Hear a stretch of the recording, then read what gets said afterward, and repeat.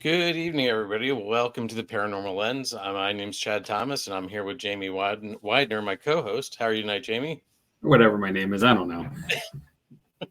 Happy I, second Monday of the week, by the way. I think I've looked and I've misspelled your name several times on the out credits. Sorry about that. Oh, dude, I'll tell you what. If I had a nickel for every time it was spelled either the Jamie with a Jaime or Widener without one of the D's, either one or both, sometimes who knows, I would be a rich man right now. So all good. I don't care. All right. Well, so how's your week going, Jamie? Dude, it's busy. It's happening. We had a busy weekend, obviously, because we had an investigation at the brewery and then stuff You to were do back. after. I came back, right? Finally, I'm off the IR, and just in time, apparently. Man, we were crazy active and just a really great group of guests too. I mean, it was we do 3 sessions. We explained this before, the 3 sessions, each one on a different space in the building, and every group I had was, and I were a team, but every group we had was just really point on and engaged, and and activity came with them. So really cool. And we're back this weekend too. So it's a short rest week, as the NFL players say. It's a Thursday game for us, but a short week kind of thing. But man, yeah. So it's just been running, and then life. Yeah. About you, what's going on? We're getting busy at work, so things are picking up, which Season. is good. Yeah. So So have a show that's got to go out in like less than 10 days, so that makes it pretty busy for us. Oh, yeah. So anyway, but that's not what we're here to talk about. We're here to talk about, I think we're going with, let's see, Pennhurst tonight. And I'm going to make a clarification. It is not Pennhurst Asylum. Pennhurst Asylum is the Halloween attraction that is done on the grounds of the Pennhurst State School and Hospital, the old Pennhurst State School and Hospital. When I was there back in May, they clarified that for me, and I was like, oh, that's a big distinction, an important distinction. So it was never called an asylum when people were there, when patients were there. So, and like I said to you off air, I got to quit taking these heavy ones. There's a lot of history here, and a lot of well, there's a lot. Let's just dig into it and go. How's that sound? Sounds great. Let's figure it out. All right. So Pennhurst State School and Hospital was a state-run facility that started off with the best of intentions, but turned into one of the most horrific places in the state of Pennsylvania.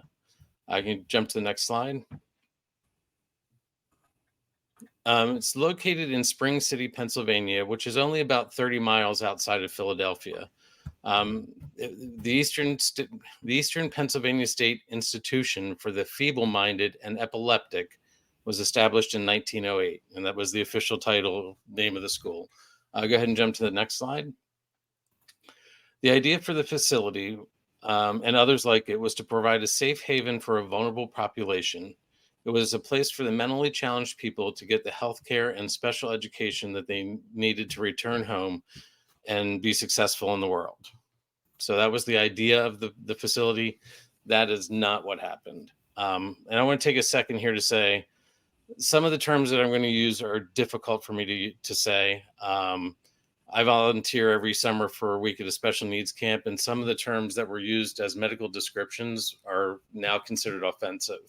But they're part of our history, and I think it's important to remember that as we learn better ways and move on.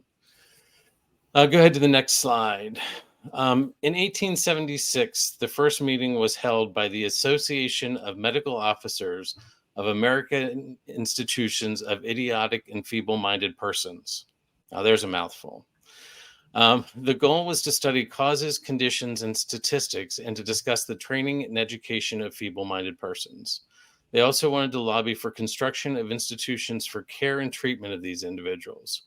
Between 1876 and 1905, many laws were passed on how to handle this group of people. Now, I'm not going to dive into it all here, but it is important to know that many things were happening to try and figure out what to do with this population. And it's about this time that we start to see the term eugenics appear in the United States and Europe, though it was not a new term by any means. On March 21st, 1905, the legislature of Pennsylvania passed an act for the prevention of idiocy. This act would have required all institutions that had feeble-minded people to have a physician on staff that would be trained to decide if an individual should be sterilized because of their mental capacity, and then a surgeon capable of sterilizing the patients. This bill was vetoed by Governor Samuel Pennypacker on March 30th, 1905, saying to permit such an operation would be to inflict cruelty upon a helpless class in the community, which the state has undertaken to protect. Efforts to pass such a bill were also voted on in 1911, 1913, 1915, 1917, 1919, and in 1921 another bill was passed, but this was also vetoed by Governor William Sproul, citing the equal protection requirements of the 14th Amendment. So as you can see, this was just an ongoing topic during this time, and not one that could have been an easy discussion. Congress authorized a facility, and construction started in 1903. The first set of buildings were completed in 1908. If you want to jump to the next slide. The facility was built on almost 634 acres of Crab Hill in Spring City. Crab Hill was a peninsula on the Schuylkill River. This was the beginning of the lower campus. It included boys' cottages, a dining hall, a kitchen, a storeroom, teachers' homes, a school, a laundry, and a sewing facility. There was also a powerhouse and a temporary administration building. Next slide. These buildings were labeled with letters that were used to reference each unit until they were given names in the 1960s. So for a lot of their time, they were just lettered. It was building A, building B, building C, whatever. So I found that interesting that they, in 1960, they were like, well, let's give them some names. So anyway, you can still see some of the letters on the remaining buildings. The new administration building was built in 1918. If we want to go to the next slide. And the infirmary and staff house buildings were built in 1921. The assembly hall was built in 1929, and this was used as an auditorium and a gymnasium. Now, as a side note, this building was recently reopened to the public at the last Paracon that was held in May of 2023. So it had been closed completely to the public, but they used that as a gathering space for their last Paracon. Let's see. In 1930, the upper campus or female colony was started. Building continued on and off until 1971. The final building was Horizon Hall, which was a hospital facility that is currently used as the Southeastern Veterans Hospital. The first patient, or patient number one, was admitted to the facility in 1908. When a patient was admitted to the hospital, they underwent an examination. They were evaluated in 3 different areas. Physical condition, so they were either epileptic or healthy. They had their dental status, which was either poor, good, or treated teeth, and their mental status. Now, there was a standard test established in 1901 by Henry Goddard, and it was called the Binet test. This established the different degrees of feeble-mindedness, and the breakdown was as follows. If you can jump to the next slide. An idiot was someone with an IQ of 0 to 25. An imbecile was somebody with an IQ of 26 to 50, and a moron was an IQ of 51 to 70. An interesting note here, the same test was used on everyone. It didn't matter if they were high functioning or not. Like it was just a blanket test that everybody took. Today, we know that there's more that is needed to be taken into account. And I find that over the years that those terms have been dragged into more of a derogatory term for people. But they were actually medical terms back in the early 1900s. The school opened with 500 court-ordered male youth. They came from 34 counties east of the Allegheny Mountains. It only took 4 years for Pennhurst to become overcrowded. It was intended to be a place for youth, but by 1912, it was already over capacity, and 10% of the population was over 20 years old. So now you had adults and youth living in the same buildings, same things, and it just not a good situation. As time went on, people didn't understand individuals with special needs, and they were pushing for them to all be institutionalized. This was forcing places like Pennhurst to accept all patients, not only the ones who could be educated. With this came the need for more state funding. With more state funding came people who were appointed to boards who didn't know anything about the needs of the patients.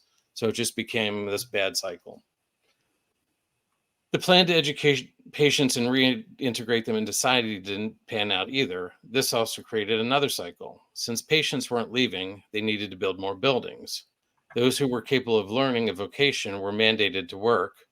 If you jump to the next slide, Jamie. They were paid in Pennhurst cash, or the script currency is what it was called. So it basically made it like a company town, because they couldn't spend this anywhere outside of the facility. They couldn't exchange it, so they were just limited to what was brought in at their store. Some of the patients were given jobs that would create more funds for Pennhurst. This included mattress making, shoemaking and repair, grading, farming, laundry, domestic duties, sewing, baking, butchering, painting, and working in the store. And yes, David, this was a big shame of Pennsylvania. We'll hit that a little bit later. In 1916, the Public Charities Association of Pennsylvania sponsored a traveling exhibit on feeble-mindedness. The belief at that time was that if all feeble-minded women were separated from society, the issue of feeble-mindedness would cease to exist, and because they would not be able to reproduce. As a result of these ideas, next slide, Jamie, a female colony was established to institutionalize feeble-minded youth of both genders, separating them from society and one another. So this facility actually had an upper and a lower campus. One was male, one was female, and they weren't supposed to integrate. If you can jump to the next slide. On the outside, the facility looked like a picturesque campus. It would almost pass for a college campus these days. It was totally self-supporting. It operated a power plant, a treatment plant, produced food for the residents, and took care of its own security. What they couldn't produce in-house was supplied by a dedicated railroad station. There was no need to interact with the outside world, and that's how both sides liked it. Family visitors that came on visitation days would see their loved ones in a fancy room in the administration building while being monitored by staff. So they never knew what went on beyond the walls of the administration building. The patients were cleaned up, brought there for their visitation. Families came in and left and never knew anything was going on. But on the inside, conditions at Pennhurst deteriorated. There was not enough staff to take care of the patients who could not take care of themselves. The 1960s saw Pennhurst housing almost 2,800 people in a facility that should have had housed closer to 1,900. Only 200 patients were in any kind of self-improvement programs. Crumbling buildings were staffed by 9 medical doctors and 11 teachers. With a $4 million budget deficit, there was little to be done to improve conditions. Adults who were not self-sufficient were kept in large cribs and wore diapers. If they were lucky, the staff would change them once per shift. Sometimes there would be 2 staff per 3-story dormitory. Other patients were threatened with the duty of cleaning up and bathing other patients if there were behavioral problems. Some patients figured out that if they were violent, they could get more attention. So that's what they did to try to get more attention and get fed and get taken care of. Again, not a great situation. I'm going to play a video clip for you. It's about a minute long. This is from a 1968 5-part expose by a man named Bill Baldini. He was a reporter from NBC News 10, and it's this report that brought the attention to Pennhurst and started the wheels in motion. So here we go. These are some of the sights and sounds of Pennhurst, the state institution for the mentally retarded. It's located in Spring City, Chester County. In 1908, when the institution first opened, the man in charge bitterly complained to the state that the conditions were already overcrowded. He transferred many of the patients to Q1, a classroom building. Many of them are still there. In the 18th century, the mentally retarded were often ignored, punished, and exploited. Today, things are supposed to be different. Modern 20th century man is much more scientific and civilized. Today, we no longer punish the mentally retarded. We don't exploit them either. We have come a long, long way. Now we ship them 25 miles out of town to a state-operated institution and forget them while they decay from neglect.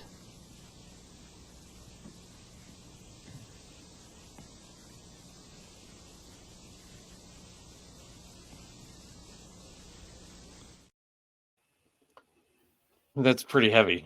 So this is 1 minute from a 50-minute story. I haven't watched the whole thing, and I don't know if I could watch the whole thing. But if you're interested and want to see more about it, search for "Suffer the Little Children" by Bill Baldini. It's easily found on YouTube. Bill luckily found out about Pennhurst by accident one day.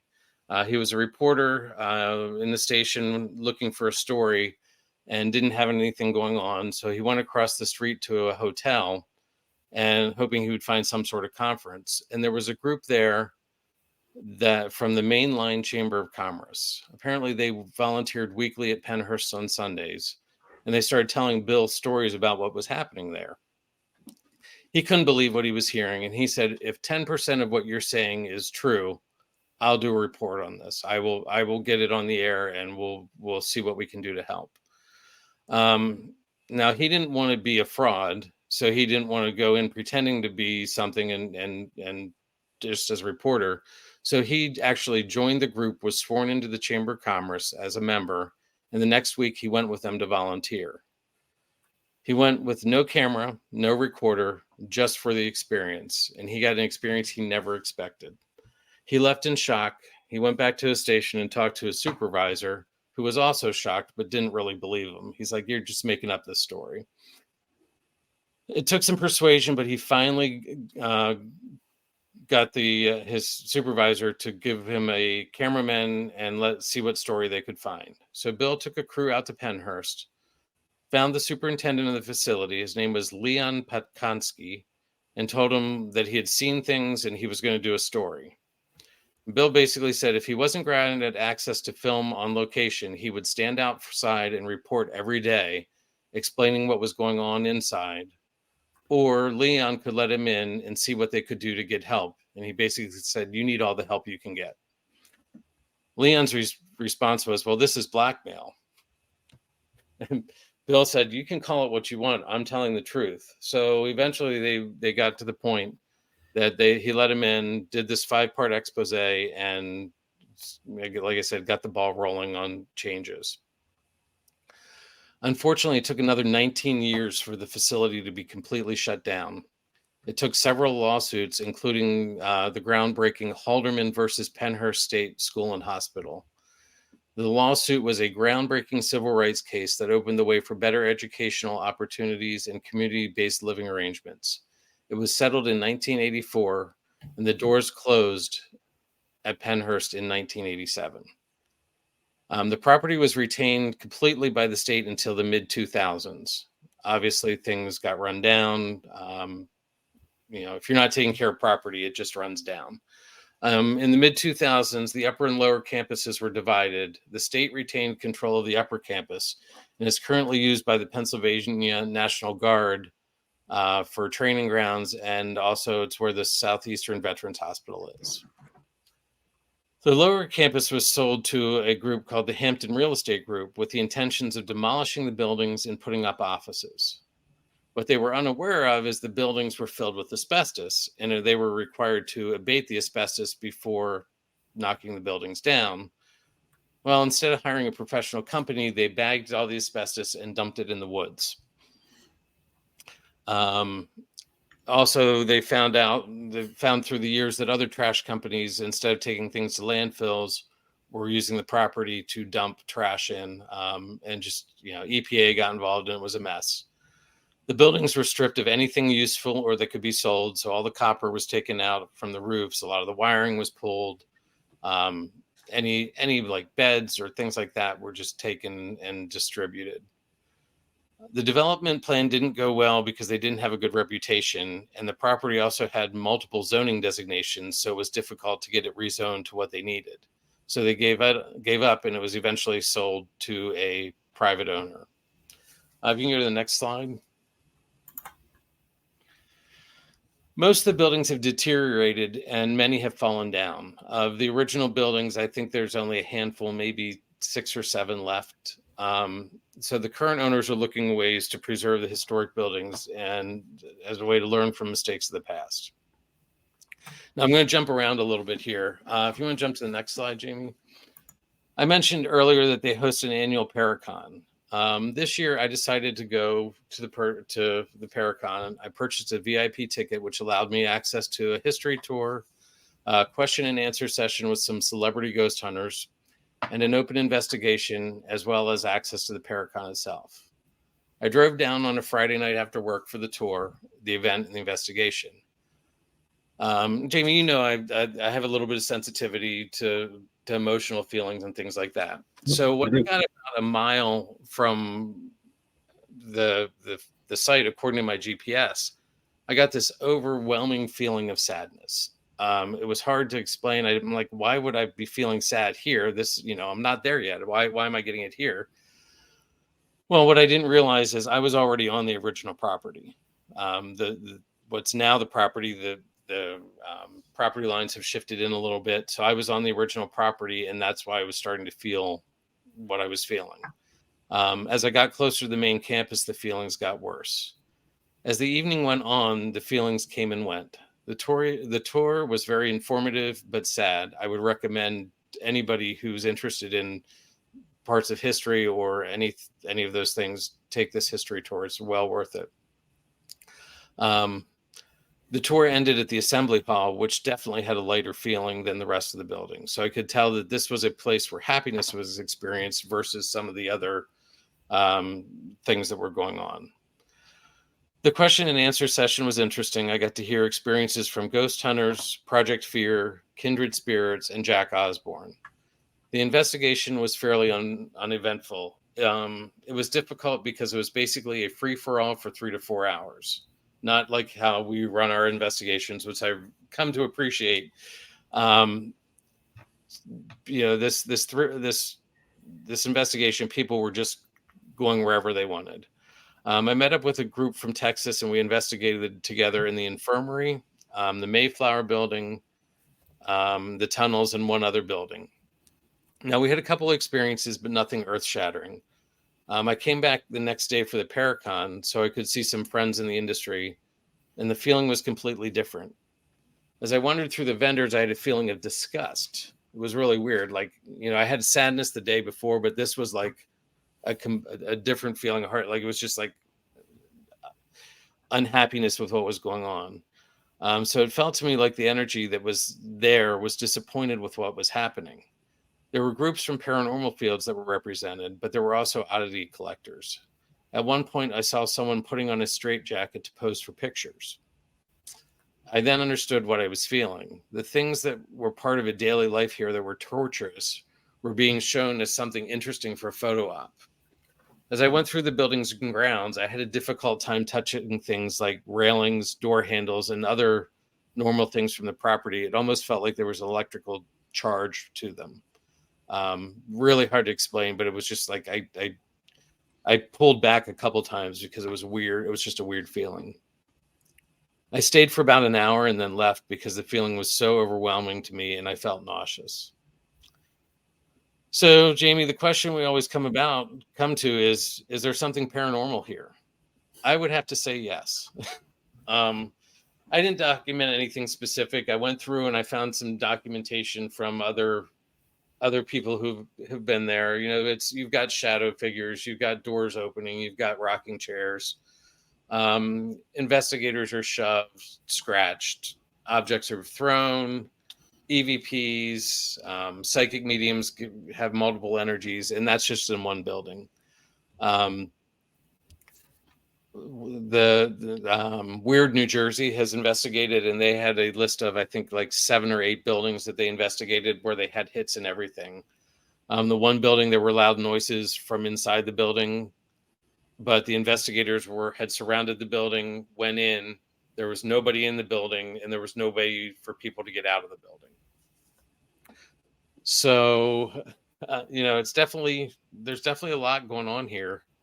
But looking at the history, I think we can understand why there was a lot going on here. So before we talk about what's going on now in the physical world, what are your thoughts, Jamie? Well, I hate to say this, but I've never been.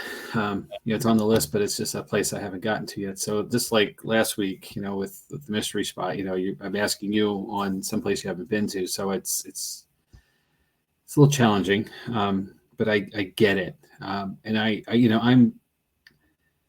I spent 10 years in social services, health and human service, social services, and I've seen some things that align still to, within the last decade to the conditions that were established at this place when it's worst. That they still exist. There are people who are still without resources and have no other way to go, put in establishments that are treating them in the same spirit that Pennhurst was treating its last guests. And that just, it makes me sad. And it's just unacceptable that we live in, the richest country in the world, all the stuff we hear about America, and here we are still letting our people, live in these conditions. So it's really, that alone can, having my own experiences in similar places, it is in live places, for lack of a better way of saying it, operating places, I can understand the decades and decades of this oppressiveness and sorrow, that you got to feel in this place. And I get your feelings as you were approaching. I understand your feelings when you were there day two. I'm surprised you lasted an hour. Let's just make people live in bad conditions and mock them later afterwards. Right. Taunt them more or less. So it has to have something going on. It has to, just with generations of mistreatment, just agony in the physical condition people were in, and they had nowhere else to go. Right. Yeah, absolutely. So I'm a bit of loss of words. Yeah. It's just, obviously I haven't even been there, so I'm looking forward to the opportunity. But man, yeah, it is definitely a place it's worth visiting on two levels. It's worth visiting on the historic civil rights side of it, and definitely doing the history tour and learning about what was there. They do history tours. They do photographic tours. Like you can go in, I forget what you pay, but you go in for 3 or 4 hours and they sort of just let you wander and take pictures, because there's still enough things there that are worth documenting. And having more people document it, it's social media. The more that's documented, the more it gets out there. Before we move on, take a look here. So Bert saying the walkway between the two hospital wings was extremely sad. Heather and I could feel sadness on one side, but kind of happiness on the other, like from the kids that were too young to understand what was going on and just happy to see people. That makes sense. Yeah. And then from Heather, I felt the same almost electric energy when I was touching things inside the building. There is a charge in there that is hard to explain. You just have to feel it. Mm-hmm. Thanks, guys. I appreciate that. Yeah, I appreciate somebody else sort of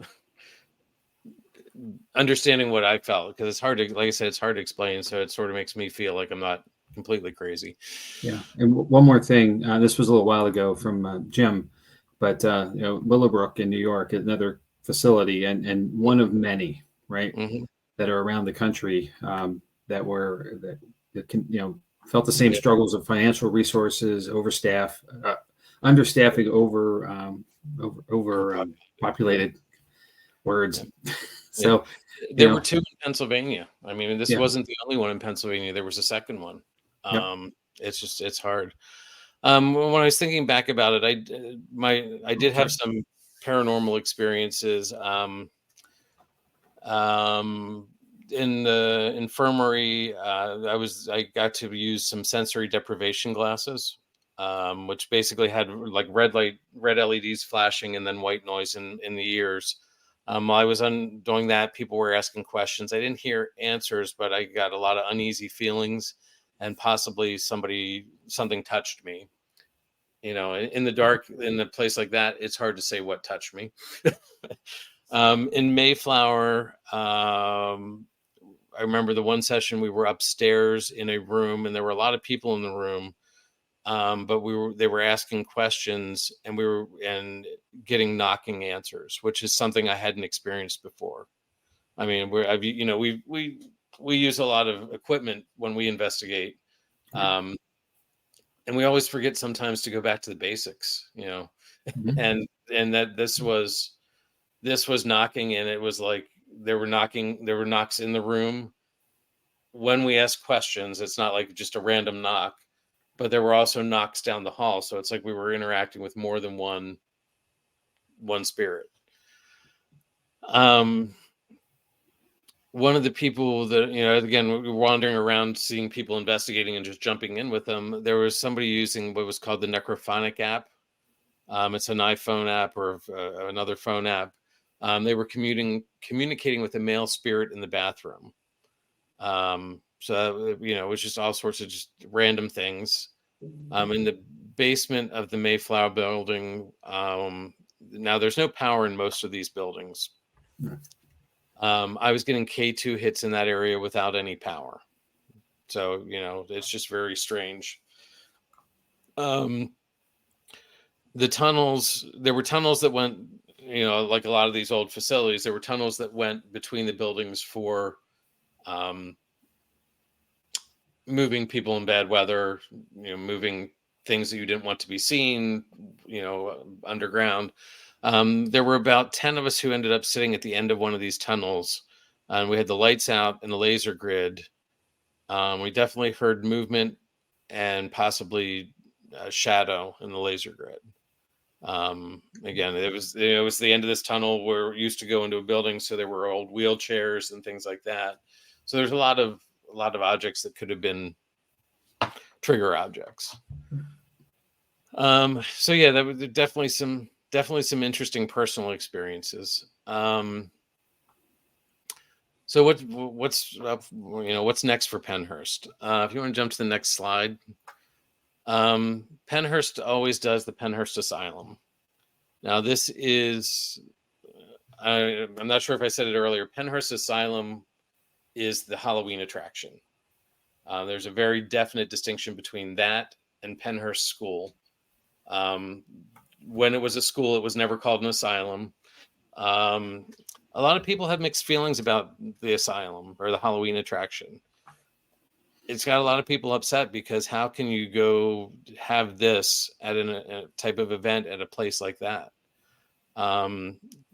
So there's, like I said, there's multiple groups that feel it's inappropriate to have things on the grounds like this. But it comes back to that you need to raise money. So this event raises money to keep things happening and keep renovations happening for restoration. Now, one thing that I will say is when they were giving the tour, they did tell us that the Halloween attraction only happens in the administration building and on the outside grounds. It's not in any of the buildings where there would have been treatment happening or where people were living. So I mean, that's a little bit of make you feel better about it, but still not a lot. If you jump to the next slide, there's actually a Facebook group called Make Pennhurst Abandon Again.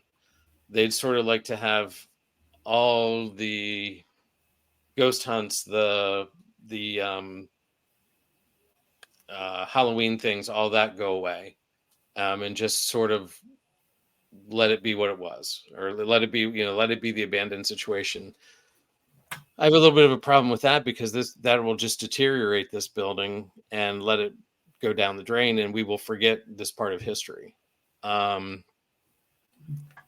Let's see, there's another group out there, if you want to jump to the next slide, called the Pennhurst Memorial and Preservation Alliance. And it is a group that has a vision to be part of an effort to create a world-class museum to honor and memorialize the ongoing civil and human rights struggle of Americans with disabilities at a location of national significance to assure that we never go back.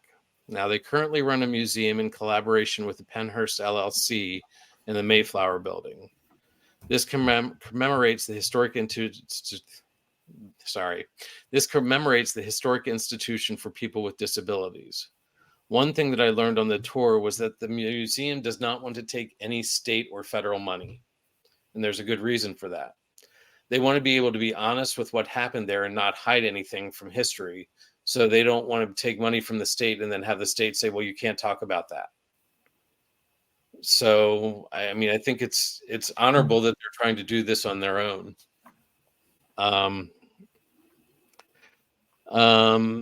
Let's see. I've got one more video I want to play, and then we can come back and follow up with any other questions or whatever. This is from the Pennhurst Memorial Preservation Alliance website. So I'm just going to run it. We have a chance to share with the whole culture in America that there's a great, truly noble civil rights movement that almost nobody knows about. And it's inspiring for everyone, I think, to think that people who were downtrodden and isolated and disrespected and denied their rights could come so far that they are now part of us. They're not them anymore, they're us. That's the central theme of all this. We want to have a museum is because we must never forget people who lived in the institution. We must never go back. We must never forget the struggle that people with disabilities have gone through and are still going through today.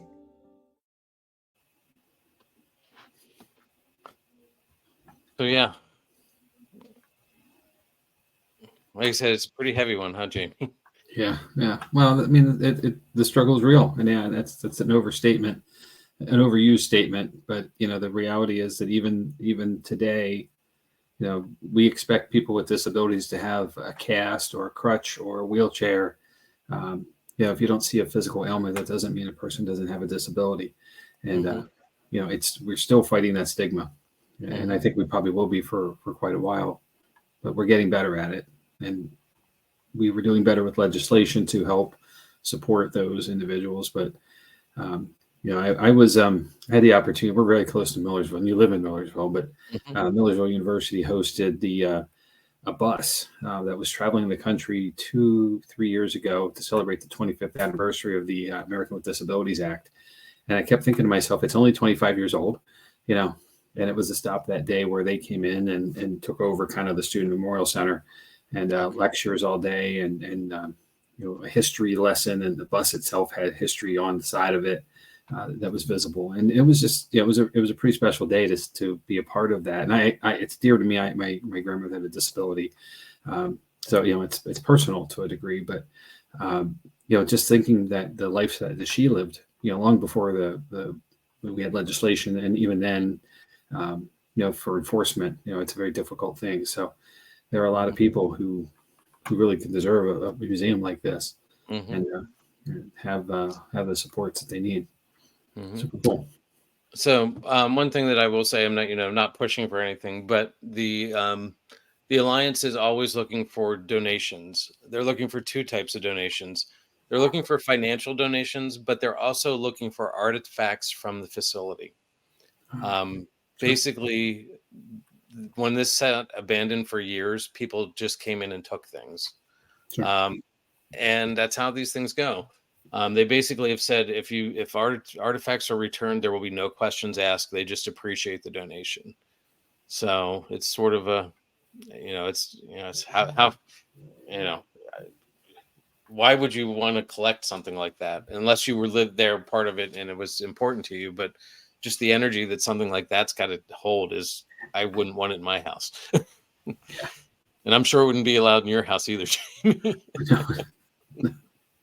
Well, that's a thing by itself, right? And that's the reason, we see in cemeteries, we see tombstones knocked over and broken in pieces, missing. Like the piece didn't just it didn't fall away. It's there. Somebody took it on purpose. And it's like, why? And I'm never going to knock somebody in our field or people with interest in our field, because it is there's a lot of uniqueness, right? We've met some very unique people. and I love them all, right? Right. But there are those who are, don't always have good intentions, and Right. sometimes don't realize the unintended consequence of what they've done, and like the attachment or some of the negativity that could come home with them, Right. and they don't know what to do with it, so then they just dispose of it. They don't really deal with what they've done, or even consider taking it back, which might really resolve the issue to begin with. Right. So, yeah, So- there's a couple things here I want to share with you Yep. from Bert and Heather. Mhm. I thought this was interesting. The tunnels. I had a boy. He told me his name was Thomas, but everyone called him Tommy. He liked walking around with people investigating. Now that So she said that, I do remember that that's a story that's been told there, that there is a Tommy in the tunnels. So. And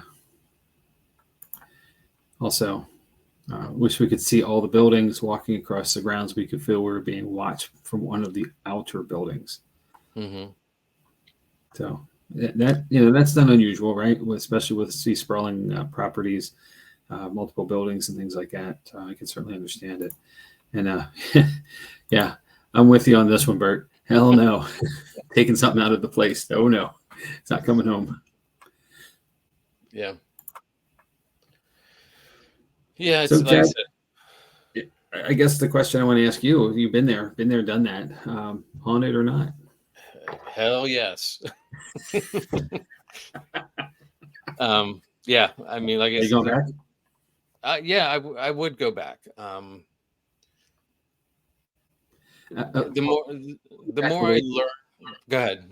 I was going to say going back, but not with or at a Paracon or Right. one of these kind of conglomerate public events. Like a group investigation issue, opportunity, something like that.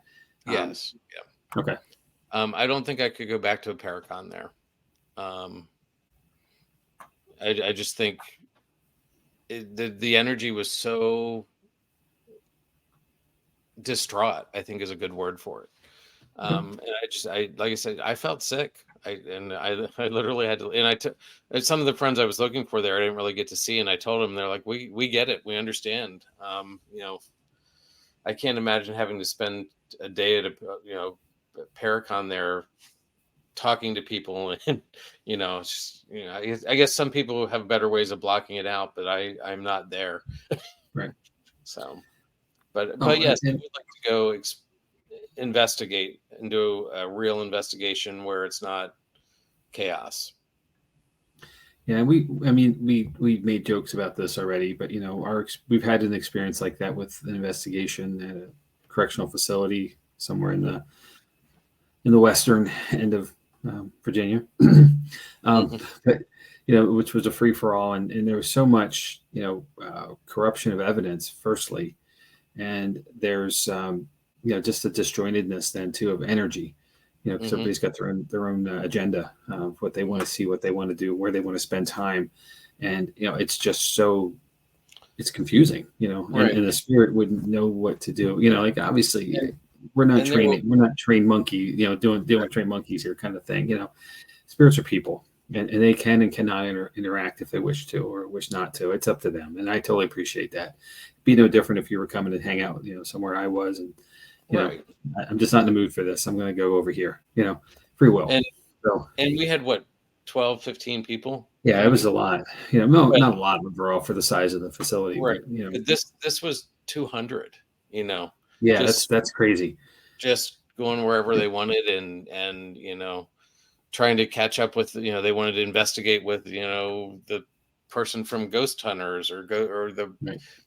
Project Fear crew, and it's like that's not what I'm there for. I'm there to invest. It would be bad if you did it though. Yeah, I mean, yeah. Okay. Well, it's like 5 a.m. at Walmart on Black Friday, right? They open the doors and everybody just bursts through and they're running to grab stuff. I get that feel for it. Yeah. So, yeah, Heather's sensitive as well, and definitely saying the energy was overwhelming and thick that's a good way of explaining it. And Bert, I think you're right. I think there's so many that are still there and will always be there. just because of how they were treated and how they ended. And Yeah. Well, many grew up there, right? Coming in very young, and then not having a resource to get to exit to because, again, lack of programming or lack of familial supports. Those things are critical, and that's how people. I mean, I'm going wax poetic for a second, but that's how people stay in the cycle for life, because there's no exit velocity for them, because there's not enough resource trees, for them to pick things from that they need. And or they age out of programs and then they move into another one that's a starting point. And then some programs have such long waiting lists that they never really get access to it because they just can't get past the line in front of them. Yeah. So without anywhere else to go, they stay in the space to that.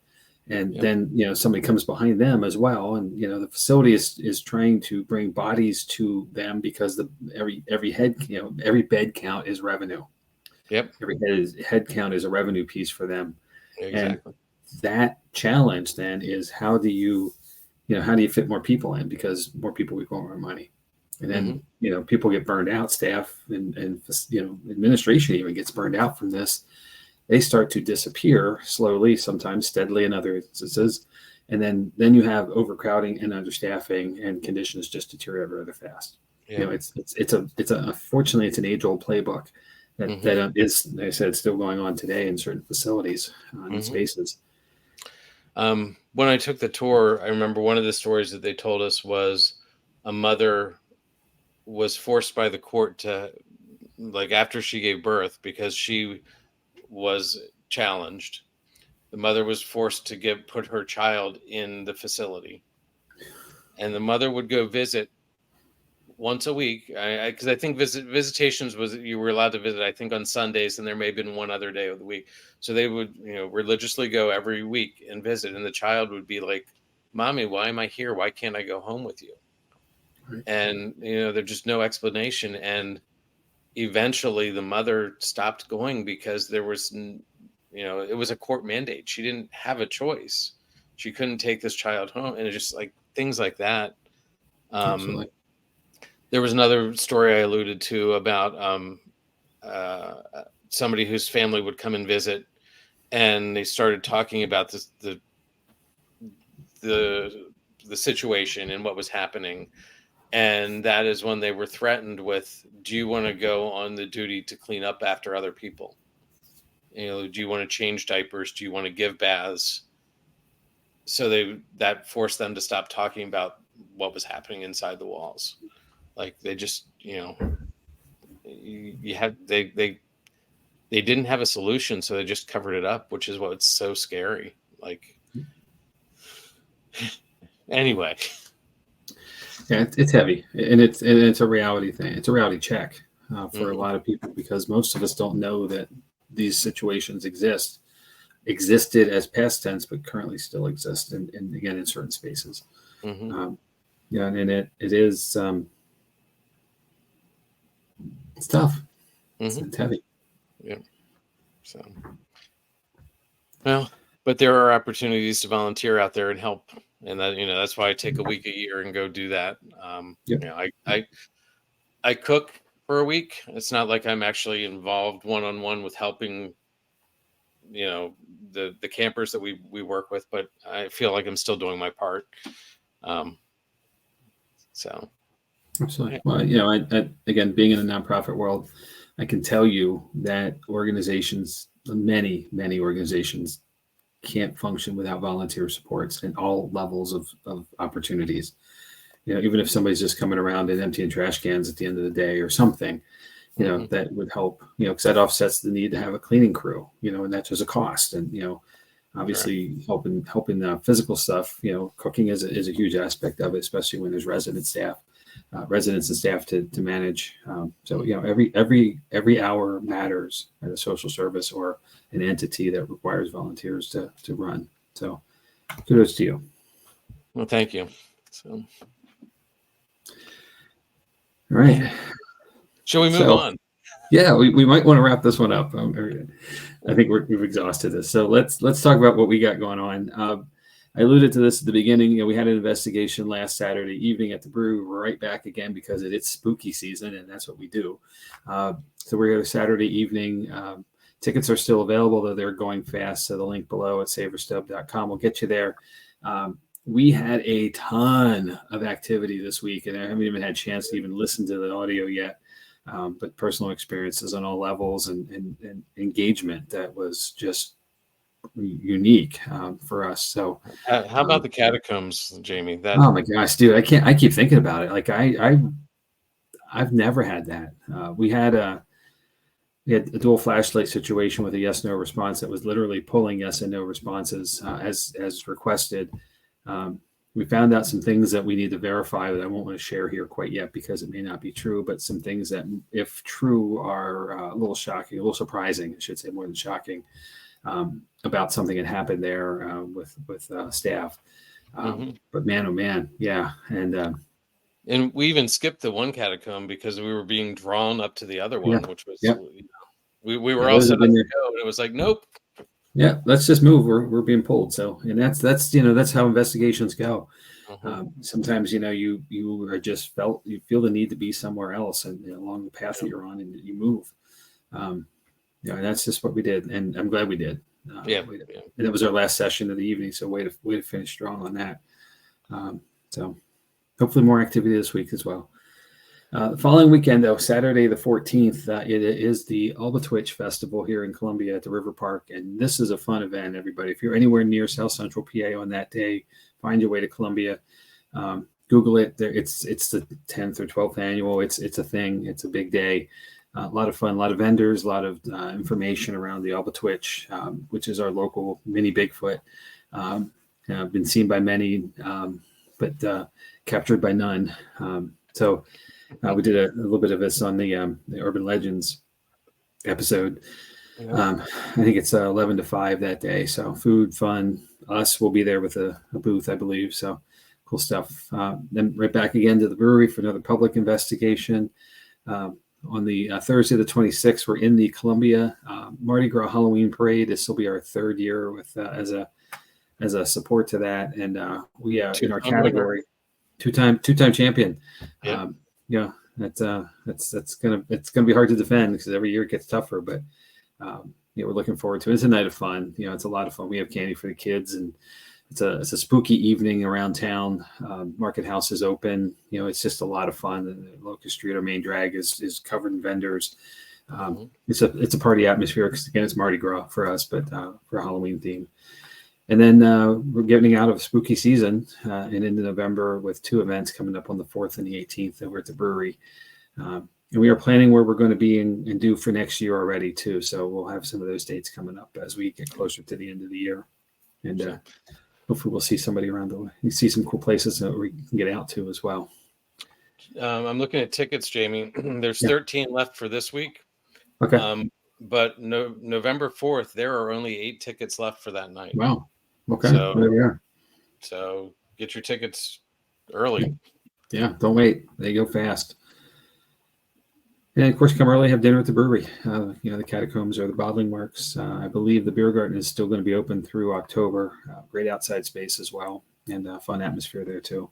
So, Booby's Brewery has it going on. So, not just with us, but all kinds of cool stuff. All right. If you haven't figured this out already, we're on social media. Since you found us on social media, but we also have a TikTok page. It's really fun and active, and Instagram, and of course YouTube with some videos and stuff out there too. So. Give us a like, give us a follow, and we'll give you more content of where we're up to and what we're doing and things we find along the way. Plus, obviously, more episodes of Paranormal Lens as we go. And right now, the best way to get a hold of us is through the Facebook page. Message us there. Drop us a line if there's something you want to hear us talk about. If you are interested in being on the show with us, if you have an experience you want to share, we're game. We are easily influenced for ideas for the episode, so we have a plan for quite a few coming, but we're always looking for more things, and it's always fun to have engagement with our guests and see what we can find out on what's going on in the world. So please do. Yeah, definitely. Any final thoughts, Jamie? Well, speaking of episodes, next week, next week it's me. So you're stuck with that. Sorry, guys. But I am going to explore what is called the Alaskan Triangle. And I think we've all heard of the Bermuda Triangle before, from the island of Bermuda over to Florida and out to the Bahamas. This mysterious kind of triangular shaped area out in the Atlantic Ocean that had for many, many years, decades, if not centuries, anomalous things happened. Ships and planes, people all just went missing. Some to never be traced back. It's just gone. And in that, it's its own mystery. There is an area in Alaska that stretches from Anchorage in the east to Juneau in the southeast, Anchorage in the west, Juneau in the southeast, all the way up to Burrow, which is basically up at the Arctic Circle. And the space in between is an imperfect circle. There's a word for that, and I'm sure I'll figure it out by the time we get to Tuesday, the type of triangle that it is. But what happens inside of it is exactly the same kind of stuff that's happened forever in the Bermuda Triangle. People go missing, planes go down, disappear, and all kinds of suspect things as far as what's out there. Obviously, I think one we're all familiar with is this guy named Bigfoot. So, but then there's other native urban legends of what could also be going on out there. And some of this is, some of it's physical. There's things. I don't want to give too much away for that, but some of it is definitely an oddity or a paranormal thing happening. So I'll dig into it, and we'll have some discussion and see where we're at with it. So tune in next week, Tuesday at 9 for the Alaskan Triangle. Very cool. So, all right. Anything for you, sir? Thanks for the episode, by the way. I know that was tough, but that was really, you really wrapped us around it really well. So I appreciate that. Sure. I enjoy the research. Sometimes, like I said, it gets heavy, but we're all learning, so that's important. Absolutely. So, okay. Yeah, I think the only thing left to do, is get off the air and check out the Phillies game. Anyway. So, all right. Well, we will see everybody either Saturday night at Boobies or next Tuesday right here. All right. So, all right. Thanks, everybody. We'll see you soon. Good night. Good night.